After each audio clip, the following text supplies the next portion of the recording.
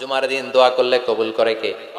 বিষ্ণু বলেছেন জুমার দিনে ইন্না ফিল জুমাআতি সাআহ লা ইউয়াফিকুহা আবদুন ইল্লা আ'তাহা।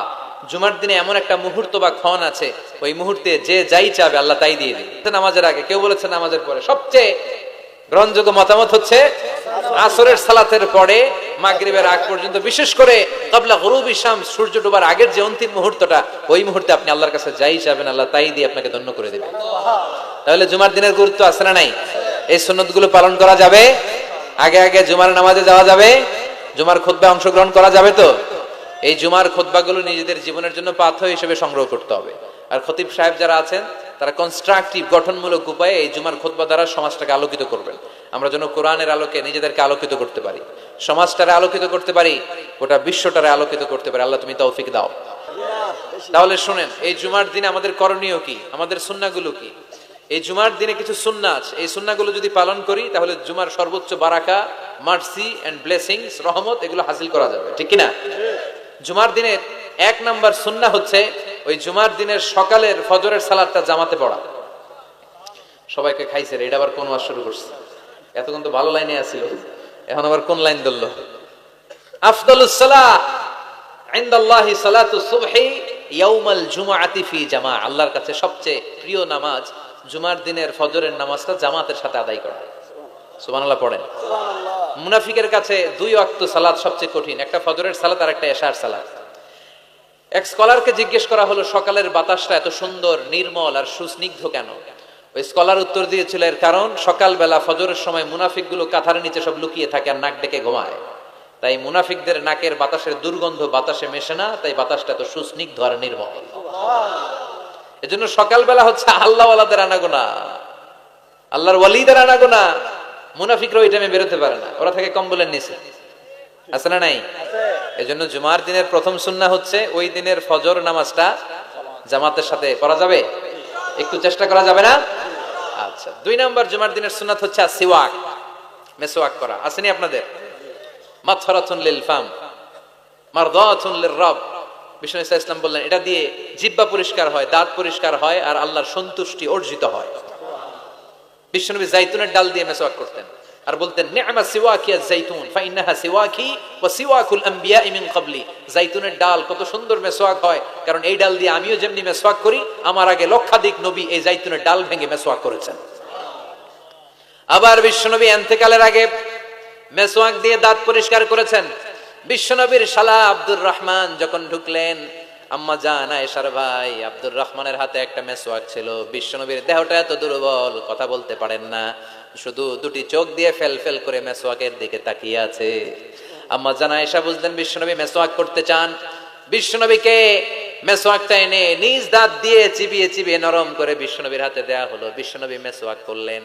ইন্তেকালের আগে বিশ্বনবী যেই আমলটা করেছেন, ওই আমলটা ছিল মেসওয়াক করার আমল। মেসওয়াক করতে রাজি আছেন? প্রতি সালাতের আগে আমরা মেসওয়াক করব ইনশাআল্লাহ, পড়েন। 3 নাম্বার সুন্নাহ হচ্ছে আল গোসল। জুমার দিনে গোসল করার সুন্নাহ, আমরা গোসল করি না সবাই? আচ্ছা। 4 নাম্বার সুন্নাহ হচ্ছে আদ-দুহন, তেল ইউজ করা। বিশ্বনবী বলেছেন তেল খাও, তেল দাও, তেল মালিশ করো, তেলের ভিতরে আল্লাহ বরকত ঢুকায় দিয়েছে। ওয়াদ-দাহিনু ফাইন্নাহা ওয়াদ-দাহিনু ওয়াজ-যাইত ফাইন্নাহা মিন শাজারাতিন মুবারাকা। বিশ্বনবী বলতেন বেশি বেশি জাইতুনের তেল মালিশ করো, কেননা জাইতুনের তেল বরকতময় একটা গাছ থেকে উৎপন্ন হয়। বরকতময় গাছ জাইতুনের তেলটা অনেক বরকতময়। বিশ্বনবী দাড়িতে দিতেন, চুলে দিতেন। এই জাইতুনের তেল দাড়ি চুলে দিলে সহজে পাকা ধরবে না, দেরি করে পাকবে। দেহের মধ্যে যদি মেসেজ করেন দেহের বয়সের ভারত্ব, কুচকে যাওয়ার, চামড়া কুচকে যাওয়ার যে রোগ, এটা কমে যাবে, দেহটা ক্লিন থাকবে, স্মুথ থাকবে। সুবহানাল্লাহ পড়েন। এজন্য তেল মালিশ করা এটা সুন্নাহ। 4 নম্বরে হচ্ছে আতিব। তিব মানে সুগন্ধি, তিব মানে কি? পারফিউম। বিষ্ণু ইসা ইসলামের কাছে কিছু জিনিস হাদিয়া হিসেবে পেশ করা হলে তিনি ফিরিয়ে দিতেন না। এর মধ্যে একটা হচ্ছে আতিব, একটা কি সুগন্ধি। কেউ হাদিয়া দিলে বলতেন না লাগবে না, বলতেন না লাগবে না, নিতেন। দুধ দিলে কখনো বলতেন না লাগবে না, বালিশ দিলে কখনো বলতেন না যে লাগবে না, তেমনি সুগন্ধি দিলেও বলতেন না লাগবে না, মধু দিলেও বলতেন না যে লাগবে না। সুবহানাল্লাহ। এগুলো দিলেই নিতেন, ব্যবহার করতেন আর খাইতে পছন্দ করতেন। সুবহানাল্লাহ পড়েন। এই যে আমরা বালিশ দিছি, এটা কিন্তু বিশ্বনবীর সুন্নাহ। আল্লাহ রাসূল সাল্লাল্লাহু আলাইহি ওয়াসাল্লাম বালিশে ট্যাগ দিয়ে বসতে পছন্দ করতেন। আলহামদুলিল্লাহ পড়েন। তার মানে সুগন্ধি ব্যবহার করা সুন্নাহ। আবার বিশ্বনবী বলতেন আরবাউন মিন সুনানিল মুরসালিন, চারটা আছে সব নবীদের সুন্নাত, এর মধ্যে একটা হলো আল হায়া, লজ্জাশীলতা, লাজুকতা। সব নবীরা লাজুক ছিলেন। 2 নম্বরে আতিব, সুগন্ধি ব্যবহার করা। 3 নম্বরে সেওয়াক, মেসওয়াক ব্যবহার করা। 4 নম্বরে নিকাহ, বিয়ে করা। সুবহানাল্লাহ পড়ে।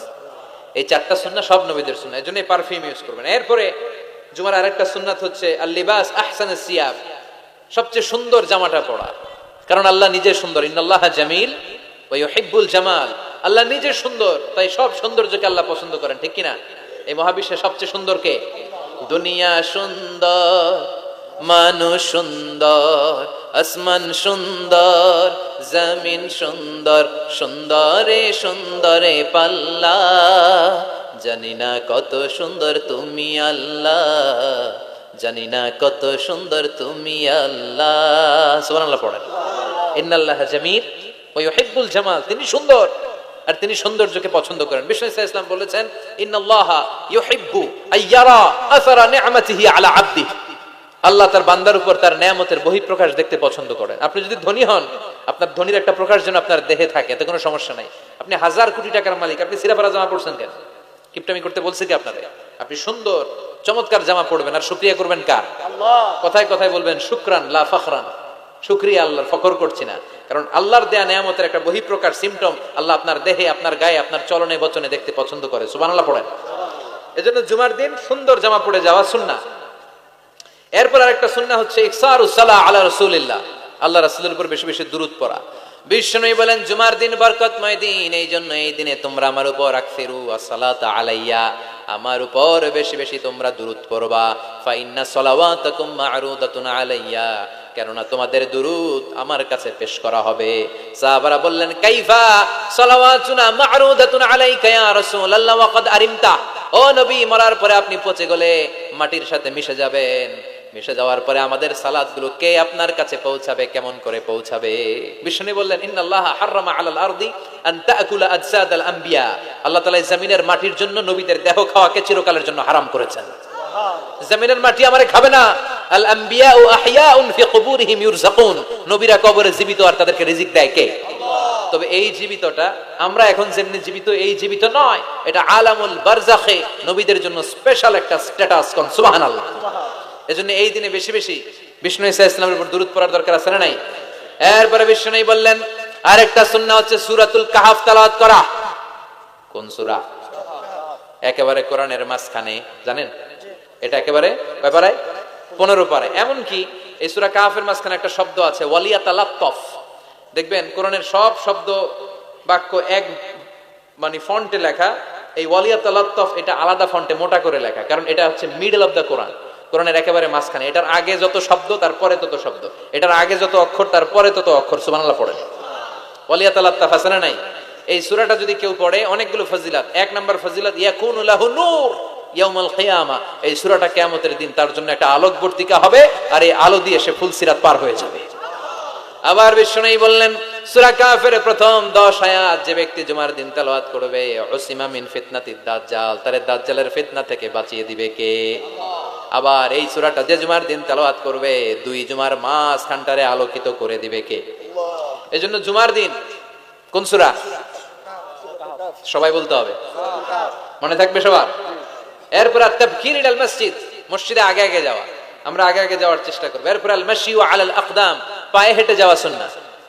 পায়ে হেঁটে, দূরের জায়গা হলে cycle, Honda, CNG, private car দিয়ে আপনি যেতে পারেন, সমস্যা নাই। যদি সুযোগ হয় পায়ে হেঁটে যাবেন, এটাতে সওয়াব বেশি না কম?